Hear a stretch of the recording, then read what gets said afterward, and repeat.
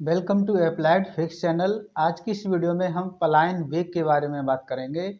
पलायन वेग बहुत ही इम्पोर्टेंट टॉपिक है जो कि कई परीक्षाओं में पूछा जाता है और उसकी पलायन ऊर्जा के बारे में भी बात करेंगे, यानी कि एस्केप वेलोसिटी होती क्या है।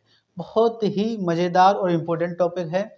देखिए, बात कर रहे हैं हम एक डायग्राम के जरिए समझते हैं कि ये अर्थ है पृथ्वी। हमको ये पता है कि किसी भी वस्तु को हम ऊपर फेंकते हैं तो वो वस्तु कुछ समय बाद नीचे ही गिरने लगती है। जैसे कि हमने यहाँ से किसी वस्तु को फेंकना शुरू किया और वो वस्तु पृथ्वी पर आकर ही गिर जाती है, ये सभी को पता है। यदि हम थोड़ी सी स्पीड और बढ़ा देते हैं, काफ़ी तेजी के साथ वस्तु को ऊपर फेंकते हैं तो कुछ और ऊंचाई पर चली जाएगी और कुछ समय बाद फिर नीचे गिरेगी। फिर उसकी वो एनर्जी को और बढ़ाएं तो कुछ और ऊंचाई पर जाएगी, लेकिन पृथ्वी तल पर ही आकर टकराती है।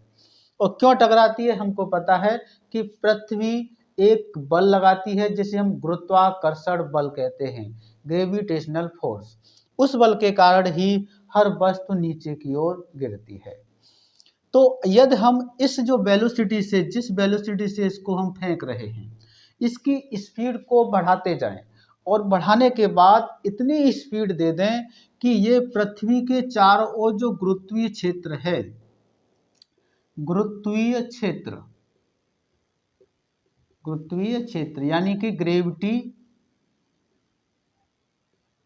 फील्ड, तो इसके चारों ओर जो ग्रेविटी फील्ड है इस क्षेत्र को ही पार कर जाए। कहने का मतलब यह है कि ग्रेविटी क्षेत्र, ग्रेविटी जो हमारा फील्ड है वो होता क्या है, जहां तक पृथ्वी उस वस्तु पर बल लगाती है और अपनी ओर को खींचती है। तो यदि इस गुरुत्वीय क्षेत्र को पार कर जाए और इतनी स्पीड दे दें इस क्षेत्र को पार कर जाए और ये वस्तु फिर चली जाएगी अंतरिक्ष में चली जाएगी। और अंतरिक्ष का मतलब होता है स्पेस में। जब ये वस्तु स्पेस में चली जाएगी तो इस वेग को, जिस वेग से हमने इस वस्तु को फेंका है और वो पृथ्वी तल पर वापस लौट कर ही न आए, यानी कि पृथ्वी के गुरुत्वीय क्षेत्र को पार करके ऊपर चली जाए और पृथ्वी पर वापस लौटकर कभी न आए, तो उस वेग को कहते हैं हम पलायन वेग, यानी एस्केप वेलोसिटी। और पलायन ऊर्जा क्या है कि जिस वेग से हमने ऊपर फेंका है उस वेग को फेंकने में जो ऊर्जा लगी है उसी को हम पलायन ऊर्जा कहते हैं, एस्केप एनर्जी कहते हैं।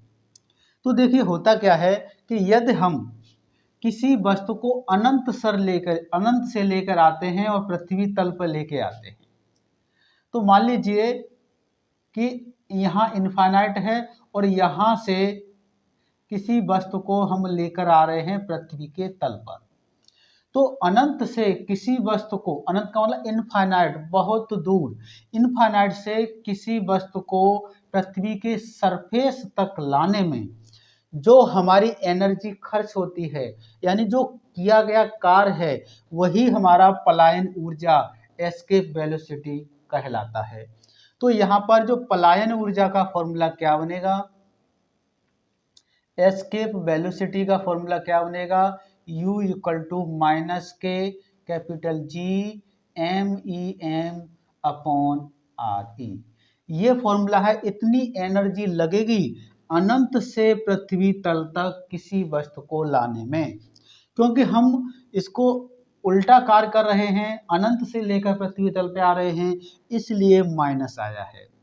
यदि हम उसके अपोजिट में जाने की कोशिश करें कि यानी कि ऐसा वेग जो कि पृथ्वी तल से फेंका जाए और उस वेग से वस्तु पृथ्वी के गुरुत्वीय क्षेत्र को ही पार कर जाए और पृथ्वी पर लौट कर ना आए, उसको हम पलायन वेग कहते हैं और उस ऊर्जा को हम पलायन ऊर्जा भी कहेंगे।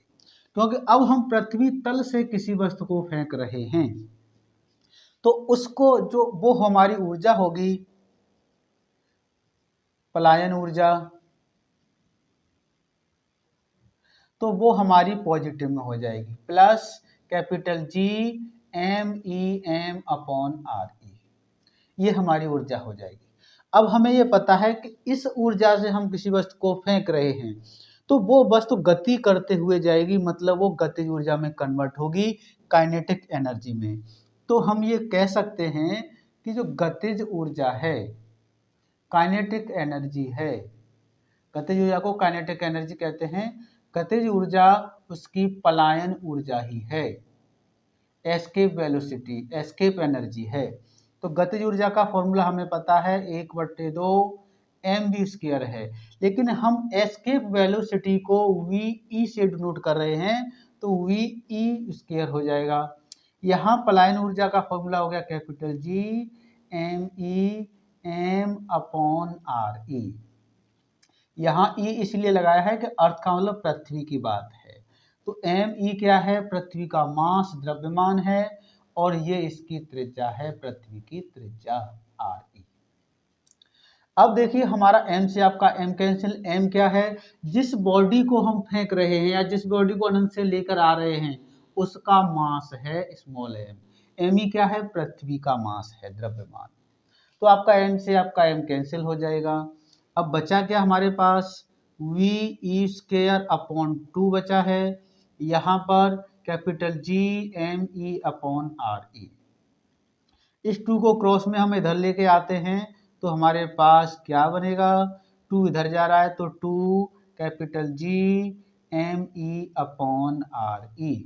यहाँ से स्क्वायर रूट हटाते हैं, यहाँ से स्क्वायर हटाते हैं तो इधर स्क्वायर रूट लगेगा, यानी वर्गमूल में क्या बनेगा? 2G me/re। ये आ गया फॉर्मूला। साथ ही साथ इस फॉर्मूले को थोड़ा और हम आगे बढ़ा सकते हैं। देखिए इस फॉर्मूले को हम थोड़ा और आगे बढ़ा रहे हैं, तो कैसे बढ़ा सकते हैं? कुछ फॉर्मूले हमें पीछे वाले पता होने चाहिए।